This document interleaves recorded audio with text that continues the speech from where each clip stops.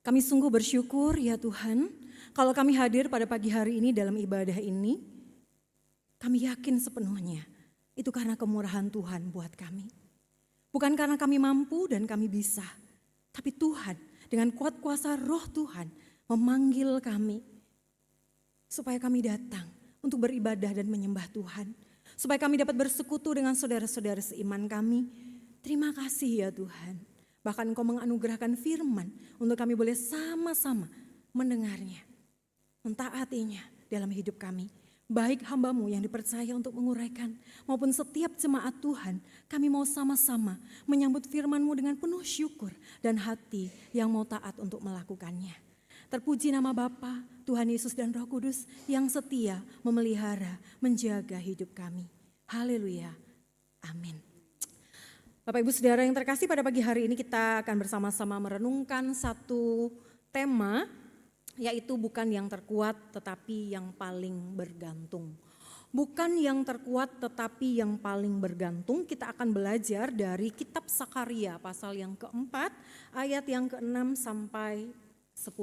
Saya akan membacakan untuk Bapak Ibu Saudara. Bapak Ibu Saudara boleh menyimak Alkitabnya masing-masing yang ada di gadget Bapak Ibu Saudara atau di Alkitab fisik.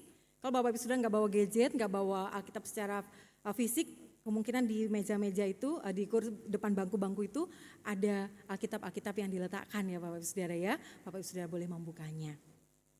Saya akan membacakan untuk kita Sakaria pasal yang keempat, ayat yang ke-6 sampai dengan yang ke-10. Demikianlah bunyi firman Tuhan. Maka berbicaralah ia, katanya. Inilah firman Tuhan kepada Zerubabel, bunyinya. Bukan dengan keperkasaan dan bukan dengan kekuatan, melainkan dengan rohku, firman Tuhan semesta alam. Siapakah engkau gunung yang besar? Di depan Zerubabel engkau menjadi tanah rata.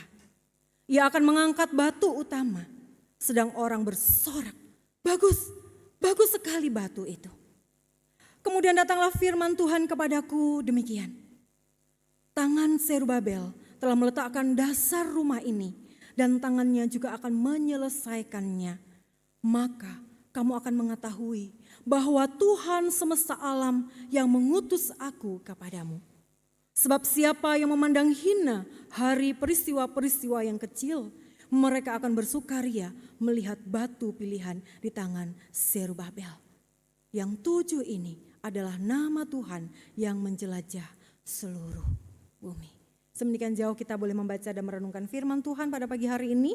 Kiranya Roh Kudus menolong kita untuk boleh bersama-sama merenungkan bagian ini dengan tema bukan yang terkuat tetapi yang paling bergantung.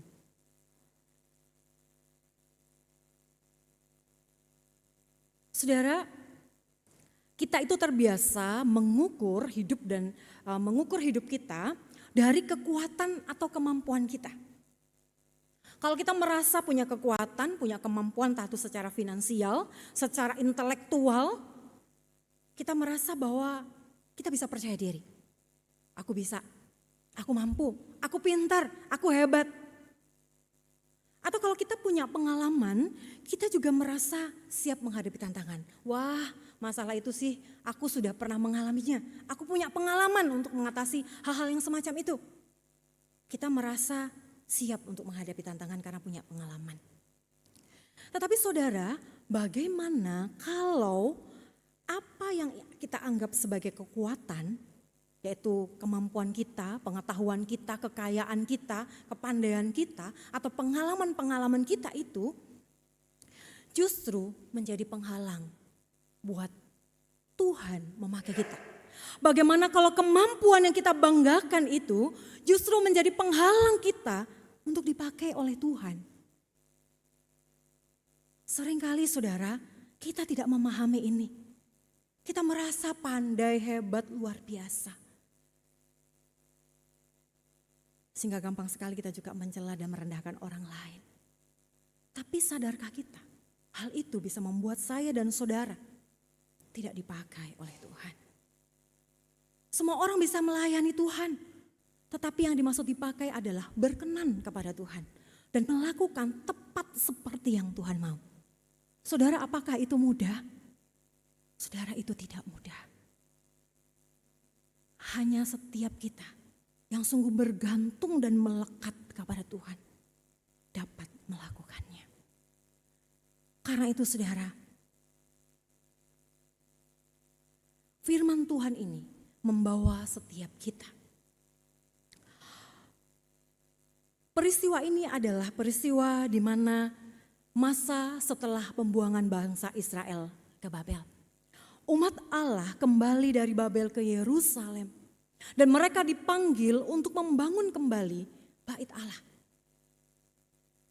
Tetapi pembangunan itu tidak berjalan mulus.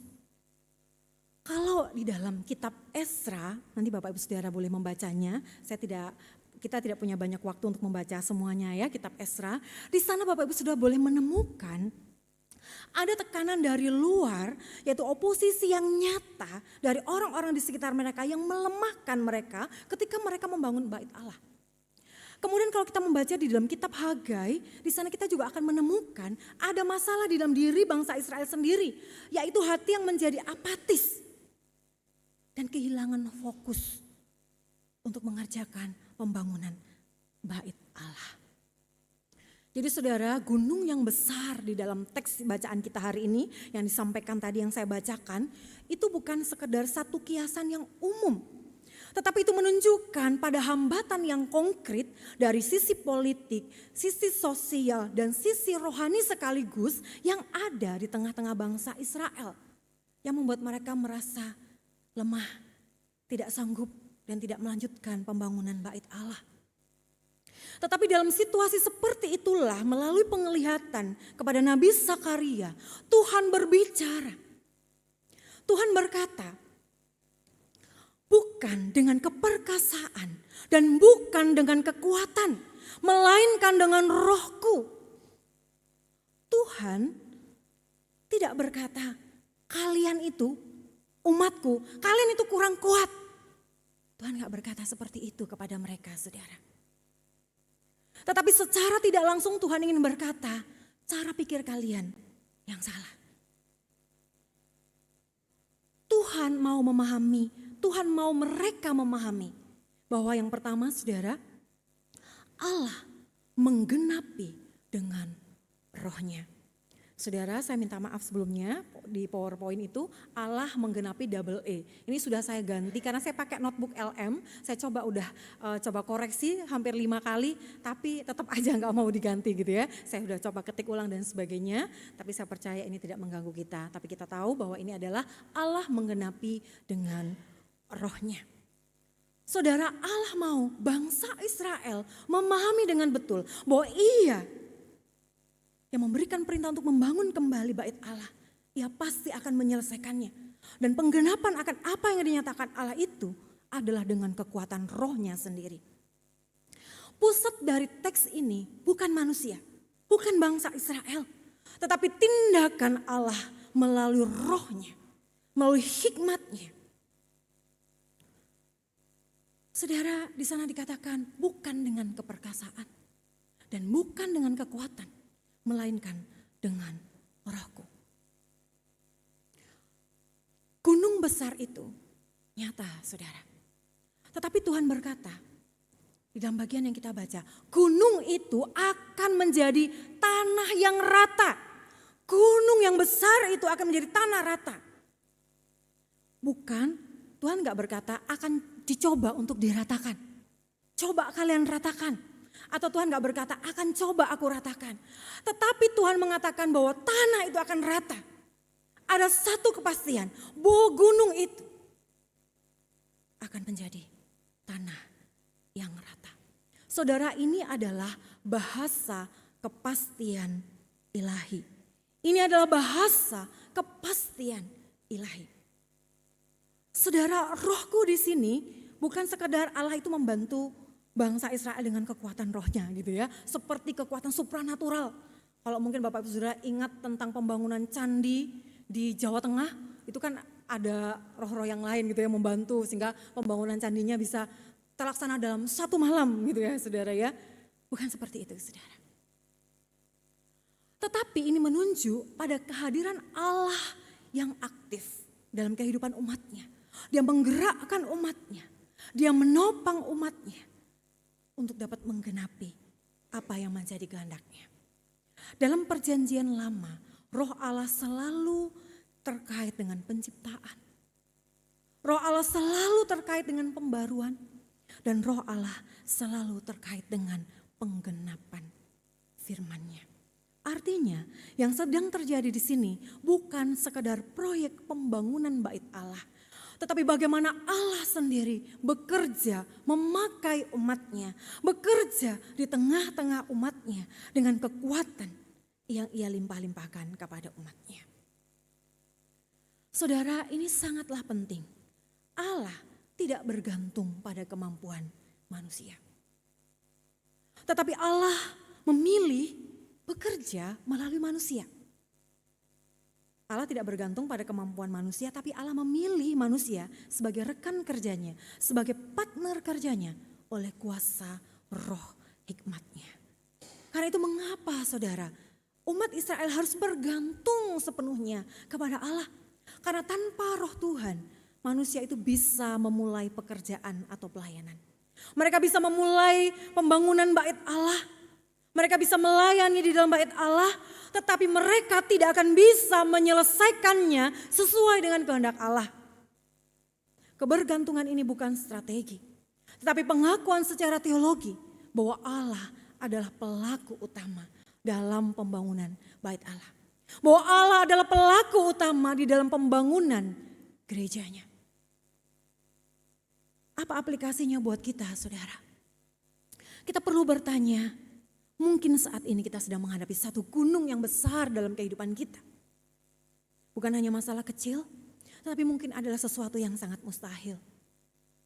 Dan kita mencoba mengatasinya dengan kekuatan kita sendiri, karena mungkin kita menganggap diri kita mampu.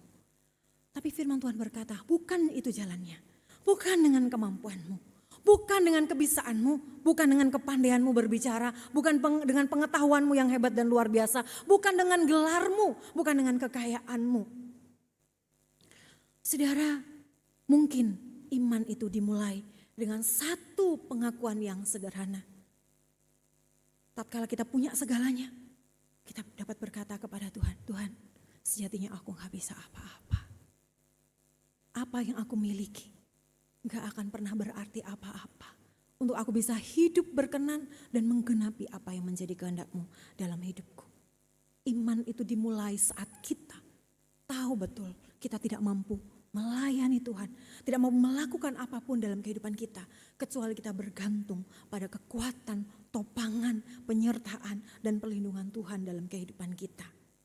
Dan justru di titik itulah saudara, kita memberikan ruang bagi roh Tuhan untuk bekerja di dalam diri kita dan melalui kita. Sehingga maksud dan tujuan Allah itulah yang tergenapi dalam diri kita. Karena seringkali saudara, saat kita merasa kita punya kemampuan, kepandaian, kekayaan, kita seolah-olah mau melakukan A, B, C. Aku bisa, kamu gak bisa, aku sanggup melakukan ini. Tapi kembali lagi kita mau datang kepada Tuhan. Sungguhkah roh Tuhan yang bekerja dalam diri kita saat kita mau memulai sesuatu. Bahkan di dalam secara khusus pekerjaan Tuhan melalui gerejanya. Saudara, ini bukan perkara yang sederhana. Sebab Tuhan merindukan setiap pelayan-pelayan Tuhan adalah pribadi yang bergantung penuh pada hikmat Tuhan.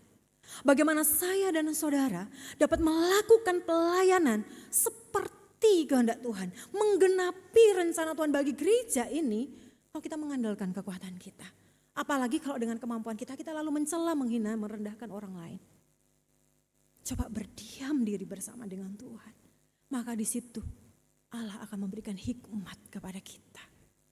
Sesungguhnya sampai di titik ini, apakah saya dan saudara benar-benar bergantung pada hikmat dan pimpinan Tuhan? Bukankah sejatinya sampai hari ini, apapun yang kita lakukan yang nampak hebat dan luar biasa, kita masih menggantungkan itu pada kehebatan kita atau kehebatan orang-orang tertentu. Saudara, ada satu pergumulan lain. Ketika Tuhan bekerja melalui rohnya di dalam diri kita, Seringkali hasilnya itu tidak seperti ekspektasi kita. Tidak seperti bayangan kita. Nggak seperti yang kita mau. Kok nggak hebat ya? Kok nggak luar biasa ya? Kok cuman kayak gini? Itu pikiran kita manusia yang terbatas, saudara. Sebab itu poin yang kedua, saudara. Allah itu menggenapi rancangannya melalui yang diremehkan. Entahkah itu orang, entahkah itu sesuatu pekerjaan Tuhan. Allah seringkali menggenapi rancangannya melalui apa yang kita remehkan, apa yang direndahkan oleh manusia. Alkitab mencatat begitu banyak orang-orang yang diremehkan, orang-orang yang direndahkan. Tapi Tuhan memakainya menjadi alat Tuhan. Daud gak dilihat, saudara, pada waktu Samuel datang untuk mengurapi raja. Yang dimunculkan orang-orang kakak-kakaknya yang tinggi besar dan berperawakan keren. Daud yang kecil, yang hanya penggembala domba, gak dilihat. Tapi Tuhan mengajari, apa yang dilihat manusia bukan itu. Tapi Tuhan melihat hati. Dan banyak tokoh-tokoh yang lain yang Tuhan pilih, yang secara manusia itu patut diremehkan dan direndahkan. Tetapi Alkitab mencatat, Allah menggenapi rencananya banyak kali melalui yang diremehkan oleh manusia. Tuhan berkata, jangan memandang hina hari permulaan yang kecil. Saudara, ini bukan sekedar berbicara soal kecil, tetapi ini berbicara soal perbandingan historis yang sebenarnya sangat menyakitkan. Perbandingan apa, saudara? Mereka tahu bagaimana bait Allah pada zaman Salomo. Itu adalah bait Allah yang termegah. Itu adalah bait Allah yang mulia. Itu adalah bait Allah yang penuh dengan kemuliaan Tuhan. Tetapi sekarang bait Allah yang dibangun itu hanya bait Allah yang sangat sederhana. Yang jauh daripada apa yang dibangun oleh Salomo. Dalam kitab Esra dicatat sampai orang-orang tua itu menangis melihat hal itu. Saudara, mereka mulai bertanya-tanya, apakah Tuhan masih bekerja seperti dulu ketika Allah mengizinkan pembangunan bait Allah Salomo? Saudara, Tuhan tidak menyangkal kecilnya itu. Bait Allah yang berbeda dengan bait Allah Salomo. Tetapi Tuhan menegur cara mereka, umat yang dikasihinya, ketika mereka memandang hina, meremehkan hari permulaan yang kecil. Saudara, Serubabel, siapa Serubabel? Serubabel ini, saudara, dia memang berasal dari garis keturunan Daud. Tapi ia bukan raja. Bukan raja yang besar seperti Salomo. Ia hanya seorang gubernur, bahkan gubernur di bawah Persia. Disinilah ketegangan yang besar itu terjadi. Janji Allah kepada Daud bahwa ia membangun bait Allah melalui keturunannya digenapi. Tapi di sini dilihat sebagai hal yang belum digenapi sepenuhnya. Saudara, ini menunjukkan sesuatu yang sangat dalam. Allah itu setia menggenapi janjinya. Tetapi ia menggenapinya tidak selalu dengan cara yang langsung spektakuler menurut pikiran dan pandangan manusia. Saudara, jangan-jangan saya dan saudara juga sedang mengalami krisis yang sama dengan bangsa Israel. Kita berfokus melihat masa lalu. Wow, di masa lalu pelayanannya luar biasa, hebat dan segala macam. Lalu kita membandingkan sekarang, kenapa tidak sama? Tidak sehebat yang lalu. Tanpa sadar kita berkata, kenapa tidak sama seperti yang dulu? Wah, kalau yang dulu itu seperti ini, luar biasa. Lalu kita tanpa sadar meremehkan. Kita bukan hanya menilai keadaan sebenarnya, saudara. Bahkan kita tidak hanya menilai orang-orang yang Tuhan sengaja tempatkan di sekitar kita. Tapi kita sedang meragukan cara Tuhan bekerja.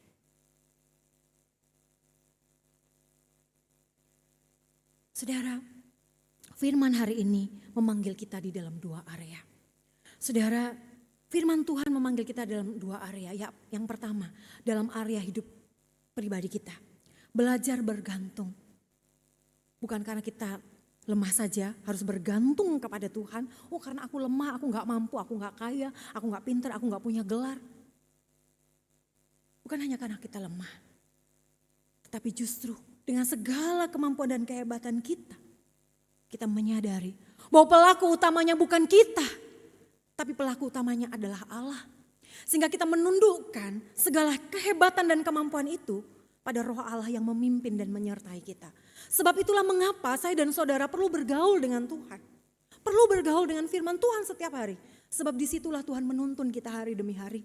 Sehingga kita tidak salah dengan pikiran kita, perasaan kita yang seringkali kita anggap benar dan baik.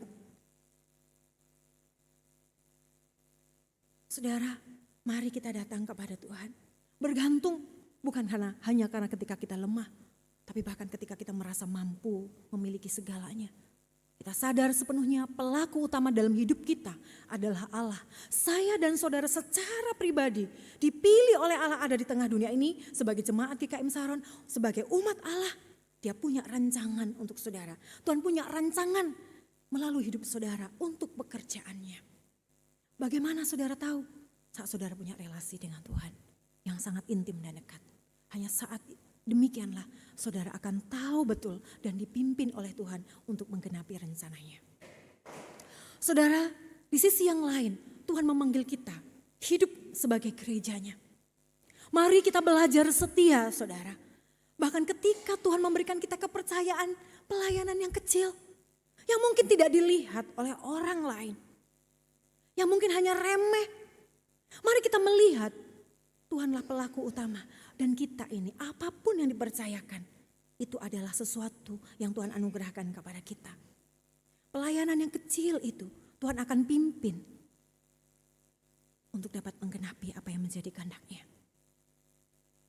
Saudara, pemimpin tidak selalu sempurna. Hasil tidak selalu sempurna dan nampak cepat dan luar biasa. Termasuk dalam cara kita melihat orang-orang yang Tuhan pakai hari ini melayani pekerjaan Tuhan. Yang secara kasat mata gak seperti yang kita harapkan. Gak seperti yang kita mau. Saudara, Zerubabel bukan akhir cerita. Ia sebenarnya merujuk ke depan. Kepada satu pribadi dari garis keturunan Daud yang sungguh-sungguh menggenapi janji Allah. Dan ketika ia datang, ia juga datang tidak dengan kekuatan yang dunia kagumi. Dia tidak datang dengan keperkasaan kerajaan surga dan kemuliaannya yang membuat semua mata terbelalak melihat dia. Tapi justru dia datang melalui jalan salib yang sederhana, yang hina. Dia direndahkan, dia dicambuk. Bahkan orang menggeleng-geleng kepala melihat dia. Dia begitu hina dan rendah. Manusia memandang dia rendah. Manusia meremehkan dia. Tetapi karyanya di atas kayu salib menganugerahkan kehidupan yang kekal. Tuhan sendiri menyatakan dalam kehinaan dan kerendahannya. Ia menggenapi rencana Allah. Saudara, kita tidak pernah tahu. Orang-orang kita remehkan dan rendahkan. Itu justru Tuhan pakai untuk menggenapi rencana dan rancangannya. Dan membentuk kita untuk memahami karya, rancangan Allah dan kehendak Allah. Sebab Allah seringkali menggenapi karyanya dengan apa yang diremehkan oleh dunia ini. Saudara, disinilah kita melihat karya Kristus di atas kayu salib. Allah bekerja bukan melalui yang terlihat kuat, hebat, sering dipuji oleh manusia. Tetapi melalui apa yang hina dan dianggap lemah oleh manusia, bahkan dihina dan diremehkan oleh dunia untuk menggenapi rencana yang kekal. Tuhan juga pakai saudara. Ketika saudara mungkin menilai diri saudara, aku ini lemah, aku ini bukan siapa-siapa, aku ini gak mampu apa-apa, aku hanya orang yang sederhana. Tapi tahukah saudara, ada pekerjaan Tuhan yang besar yang sedang Tuhan percayakan kepada saudara. Secara pribadi saya ini hanya seorang anak penggembala kambing ya saudara ya. Saya gak pernah tahu kalau Tuhan pakai saya juga untuk menjadi pemberita Injilnya. Demikian juga saudara, dalam bagian yang Tuhan percayakan kepada saudara, yang mungkin menurut saudara remeh-temeh, atau mungkin menurut orang ketika melihat saudara-saudara diremehkan. Tapi seringkali Tuhan memakai orang-orang yang demikian untuk menyatakan kehendak dan rancangannya menyelamatkan dunia ini. Amin saudara? Saudara dipakai Tuhan? Saudara, ada seorang ibu. Ibu ini sangat sederhana. Pendidikannya juga gak lulus SD ya saudara ya. Tapi setiap minggu beliau itu selalu datang. Lebih awal duduk di kursi yang memang biasanya beliau duduk di situ. Beliau tahu pergumulan gerejanya. Beliau tahu begitu banyak anak-anak muda yang semakin hari semakin tidak mencintai Tuhan. Dan ternyata ketika beliau duduk di kursi, dengan doanya yang sangat sederhana, yang beliau selalu panjatkan setiap minggu, mendoakan jemaat-jemaat Tuhan yang sudah meninggalkan Tuhan, yang mulai imannya lemah. Saudara, mungkin ibu ini tidak pernah tahu gitu ya, dalam kesederhanaan pelayanan yang beliau kerjakan, bukan pelayanan di atas mimbar yang hebat dan luar biasa. Ada seorang anak muda yang berkata seperti ini, aku tuh sebenarnya imanku tuh lemah. Aku ingin meninggalkan Tuhan dengan pergumulan yang berat yang aku hadapi. Tapi kok aku melihat ibu itu yang sangat sederhana. Boleh dikatakan mungkin ibu ini bukan siapa-siapa di gereja itu.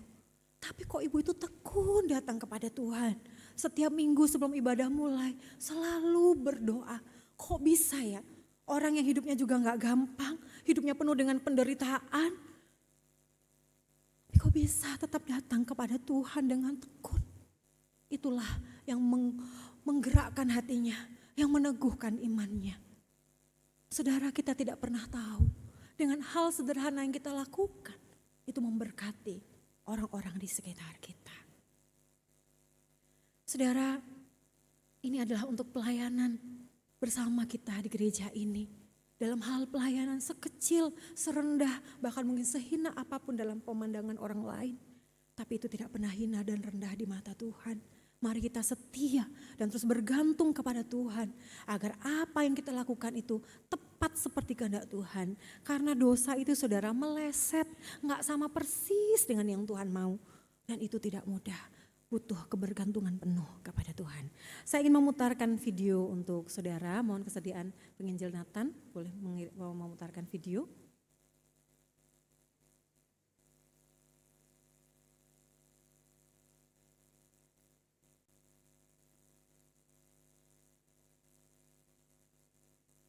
Gak bisa ya?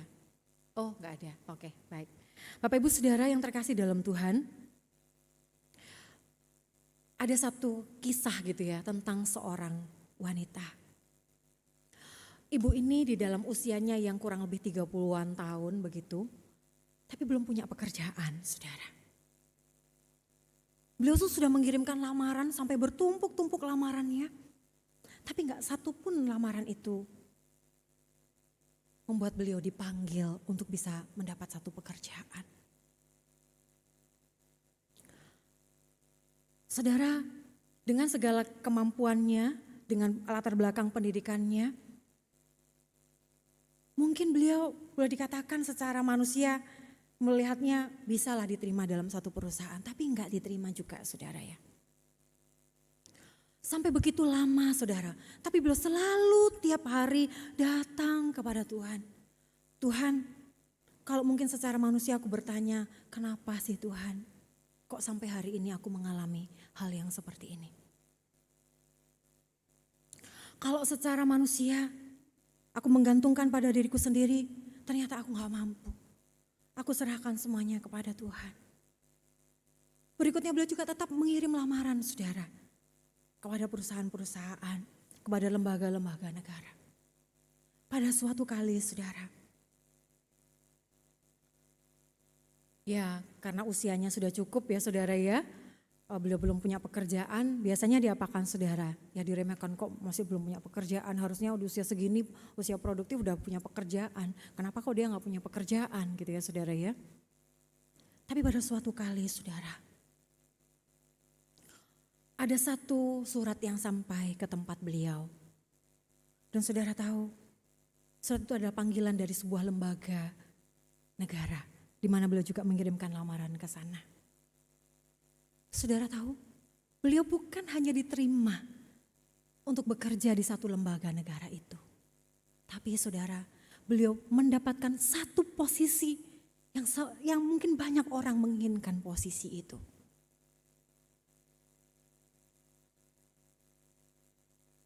Saudara, ketika melihat surat itu, beliau menangis di hadapan Tuhan.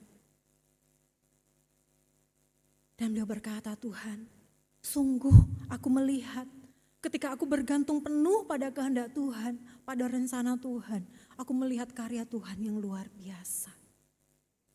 Saudara tahu orang-orang yang selama ini meremehkan beliau, banyak berdatangan untuk menemui beliau, saudara. Dan beliau berkata kepada mereka, ini bukan tentang aku, bukan tentang kemampuanku, tapi aku tahu ini adalah rancangan Tuhan. Ini adalah pimpinan Tuhan untuk hidupku. Saudara, terkadang secara manusia kita melihat hidup kita ini sudah gagal total. Tapi tahukah saudara, ada rancangan dan kehendak Tuhan yang Tuhan sedang genapi untuk saya dan saudara. Mungkin dalam kehidupan saudara secara pribadi. Mari terus belajar untuk bergantung kepada Tuhan. Mari terus belajar untuk bergantung kepada Tuhan sepenuhnya. Sebab Tuhan melihat saudara setiap kita. Bukan berapa lemah kita, bukan seberapa kuat kita. Mungkin kita selama ini berpikir, Tuhan akan memakai aku kalau aku kuat, kalau aku hebat. Tapi Tuhan berkata kepada saya dan saudara, tidak selalu demikian. Tuhan tidak menunggu saya dan saudara hebat. Tuhan tidak menunggu saya dan saudara kuat. Tetapi Tuhan menunggu saya dan saudara untuk mau bergantung sepenuhnya kepadanya.